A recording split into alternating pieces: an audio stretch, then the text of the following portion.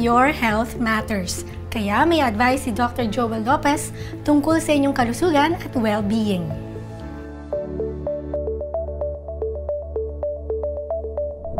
Alam niyo ba na mayroong ideal room temperature para makaranas ng isang mahimbing at masarap na pagtulog? 20 degrees Celsius or 68 degrees Fahrenheit ang pinakamainam na temperature for a deep and restorative sleep. Natural na bumababa ang core body temperature natin kapag natutulog.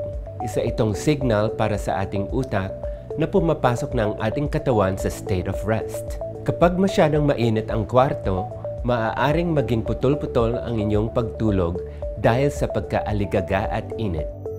Ganoon din kapag sobrang lamig naman. Mahirap din makatulog ng maayos dahil sa muscle stiffness at discomfort, lalo na sa ating extremities gaya ng paa at kamay. Kaya naman tamang-tama lang ang 20 degrees Celsius. Hindi masyadong malamig, hindi rin masyadong mainit.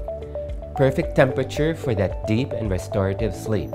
Laging tatandaan, magpakonsulta lamang sa mga eksperto tungkol sa inyong kalusugan. I'm Dr. Joel Lopez. Follow for more holistic health trivia dahil your health matters.